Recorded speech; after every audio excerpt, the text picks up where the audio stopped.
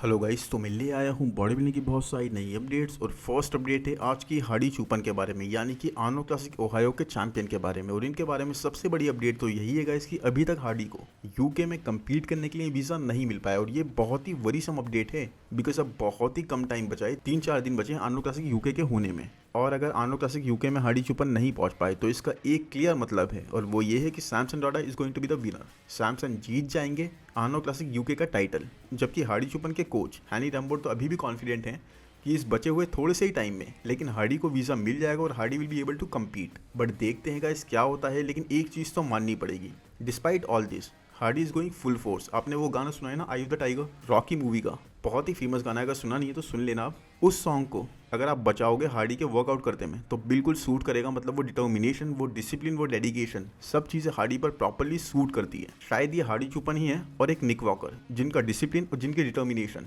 इस लेवल की है।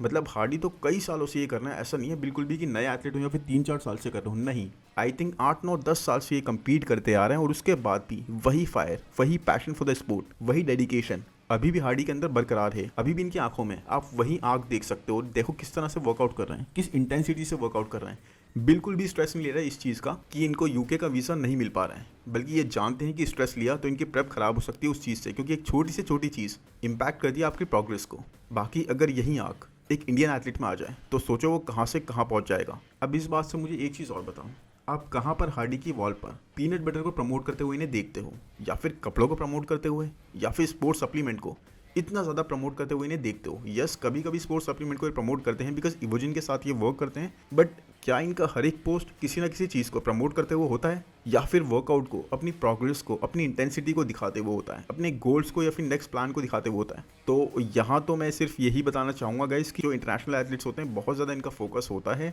बहुत ज़्यादा डेडिकेटेड होते हैं अपने गोल के टूवर्ड्स। यस, सब कुछ करते हैं, brand promotion and all, but सिर्फ यही नहीं करते हैं, ज़्यादा से ज़्यादा अपनी प्रोग्रेस दिखाते हैं लोगों को ताकि लोग इनसे ज़्यादा जुड़े रह सकें।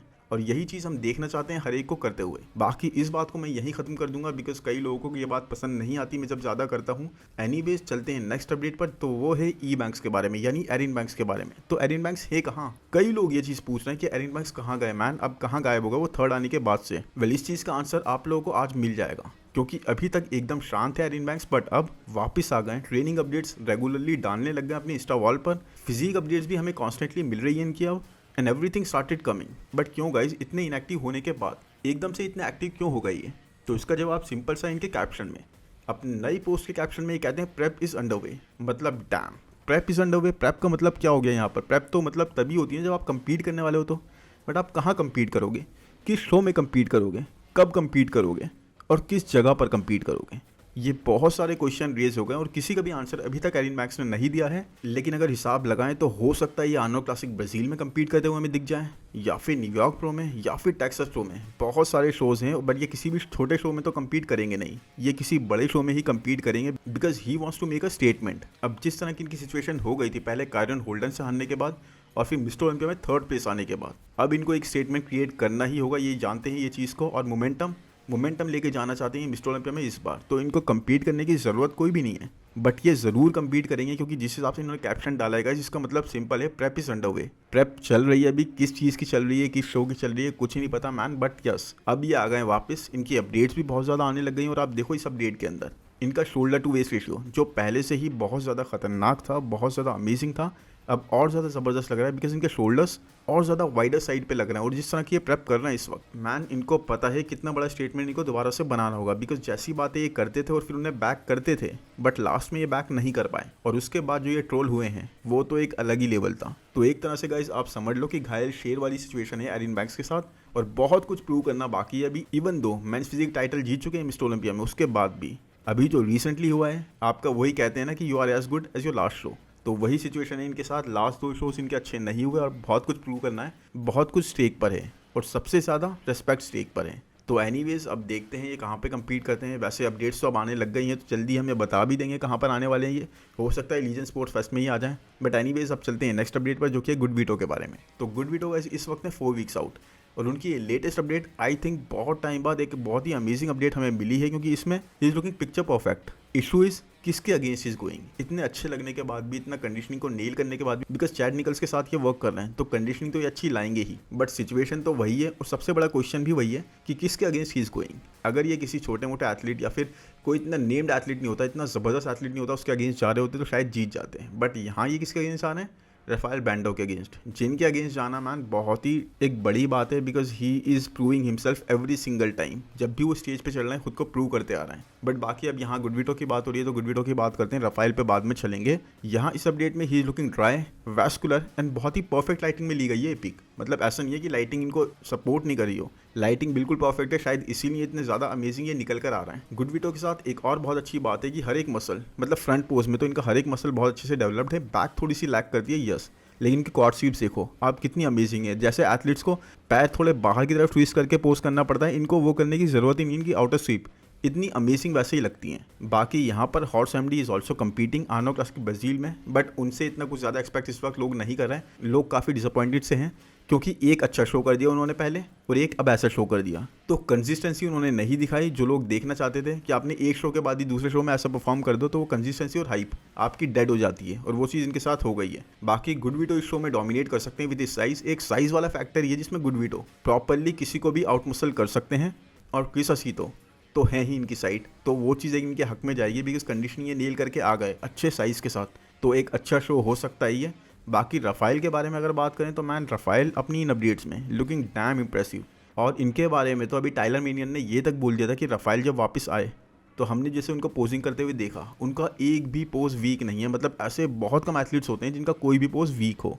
राफेल को सिर्फ और सिर्फ और ज़्यादा साइज़ की रिक्वायरमेंट है, साइज़ वो अच्छा ऐड करके आए, बट अभी भी 8 से 10 पाउंड और अगर इस फ्रेम पर ऐड कर देते हैं बहुत ही ज़्यादा कंपेटिटिव ये हो जाएंगे, क्योंकि अभी मिस्टर ओलंपिया में टॉप 6 आने के पूरे दावेदार हैं ये, जिस तरह का फ्रेम ये लेकर आए हैं, जिस तरह के प्रपोर्शंस ये रखते हैं। अब देखो ना, लास्ट ईयर ये टॉप 10 क्रैक कर गए थे, उसके बाद लास्ट ईयर हमने देखा 7 पर 8 पर कैसे कैसे एथलीट थे जिनके प्रपोर्शन, जिनकी सिमेट्री, जिनकी कंडीशन इस तरह की नहीं थी जैसे राफेल की थी। राफेल की lines are very very clean, बिल्कुल क्लासिक स्ट्रक्चर वाली हैं, और राफेल अब तो बहुत ही अमेजिंग लग रहा है। मतलब किसी के बारे में ये कह देना गाइस टाइलर मेनियन के द्वारा कि कोई भी पोज वीक नहीं है, तो आप सोच लो कितना स्ट्रांग वो एथलीट होगा। ऑलरेडी प्रॉपर फुलर और सिमेट्रिकल फ्रेम ये कैरी करते हैं, और आर्नोल्ड क्लासिक ब्राज़ील के लिए बिल्कुल फेवरेट बन के जा रहे हैं। लोग किसी और को जीतता हुआ देख ही नहीं रहे, सब इसी बारे में बात कर रहे हैं कि Rafael Brandao is going to win the show. और नाइल हिल के साथ जो ये वर्क कर रहे हैं वो चीज़ इनको काफ़ी सूट कर रही है, वो इनकी बॉडी को काफ़ी अच्छे से पढ़ पा रहे हैं, काफ़ी अच्छा इनको ऑफ सीजन भी करवाया, और अब उसके बाद इनका गोल सिर्फ यही है सीधा कि भाई जल्दी से आर्नोल्ड क्लासिक ब्राज़ील जीत के मिस्टर ओलंपिया के लिए कम्पीट करने के लिए क्वालिफाई कर जाएं। क्वालिफाई करते एक 6 से 7 महीने का जो गैप मिलेगा उसमें अच्छी मसल मास कैरी कर लें, अच्छी मसल मास ऐड कर लें, तो वही इनका गोल है, क्योंकि उस ऑफ सीजन को काफ़ी अच्छे से यूटिलाइज करना चाहेंगे।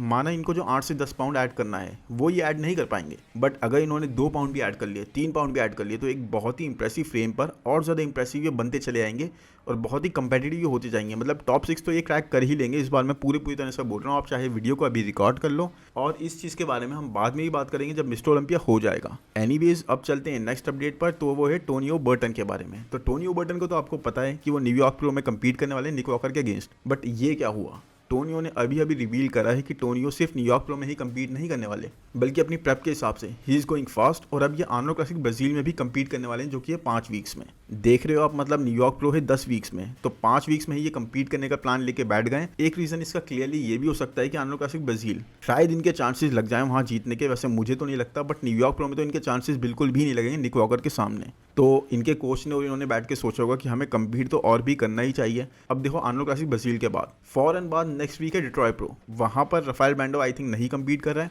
वहाँ पर ये कम्पीट दोबारा से कर सकते हैं, क्योंकि अगर अच्छी फिजिक इन्होंने कैरी कर ली, अच्छी कंडीशनिंग, अच्छी पीक लेकर आ गए, तो नेक्स्ट वीक कम्पीट करने में और क्या जाता है, आप उसे कंटिन्यू कर सकते हो। तो यही चीज़ ये प्लान लेके बैठे हैं कि अब 3-4 शो इन्होंने लाइन अप कर लिए होंगे, वहाँ तक कम्पीट करेंगे। न्यूयॉर्क प्रो में भी हमें ज़रूर दिखेंगे, बट उससे पहले हो सकता है ये 2-3 शोज़ और कम्पीट करें, या फिर बाद में भी कम्पीट करें, बिकॉज इनका मनता भी है। लेकिन जिस तरह के ये लग रहा है मैन, एब्सोल्युटली अमेजिंग लग रहा है। और इनका फ्रेम देखो, एक बहुत ही यूनिक फिजिक ये कैरी करते हैं, बहुत ही एस्थेटिक फिजिक कैरी कर रहे हैं, और मुझे तो इनका भी कोई बॉडी पार्ट वीक नहीं लगता। मतलब आप देखते हो बैक कितने अच्छे एथलीट्स की, अमेजिंग नहीं होती, टॉप के एथलीट्स की अमेजिंग डेवलप नहीं होती, लेकिन इनकी बैक देखो बहुत ज़बरदस्त आती है मैन, बहुत अच्छे लगते हैं ये एथलीट।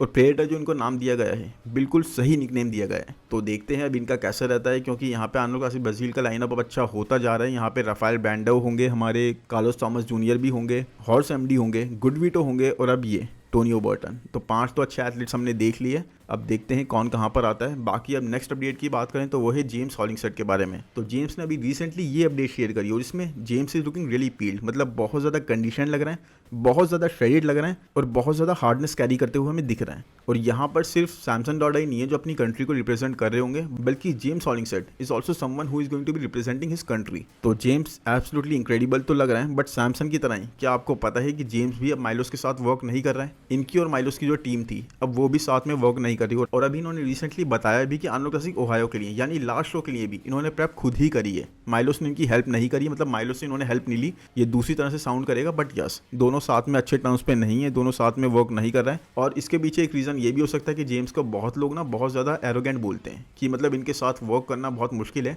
जेम्स किसी की सुनते नहीं है, अपनी बातें ज़्यादा आगे लाते हैं। अब मैन ऐसी पर्सनैलिटी हो तो बंदा थोड़ा सा तो एरोगेंट हो सकता है, बट यस आपको कोच की सुननी चाहिए अगर उतने अच्छे से आप परफॉर्म नहीं कर रहे हो। और जेम्स को तो बहुत चाहिए था कि खुद को प्रूव करें। अब देखो 5th प्लेस आई है एक अच्छे गैप लेने के बाद में, और चलो उन्होंने प्रेप खुद करी थी। अब आर्नोल्ड क्लासिक यूके में देखते हैं यहाँ पर क्या होता है। यहाँ पर तो मुझे एंटोन वैलिएंट बाजी मारते हुए लग रहा है 3rd प्लेस के लिए। तो अब देखते हैं मैन इनके साथ क्या होता है। बाकी अपडेट्स हमेशा की तरह आज भी बहुत सारी हैं, बट वो मैं नेक्स्ट वीडियो में कवर करूंगा। अभी के लिए वीडियो को जल्दी से लाइक कर दो, चैनल को सब्सक्राइब कर दो और कमेंट में ज़रूर बताओ मुझे क्या क्या वीडियो में अच्छा लगा, किस एथलीट के बारे में आप और ज़्यादा वीडियो देखना चाहोगे और किस एथलीट के बारे में आपको क्या लगता है। Thank you, bye bye.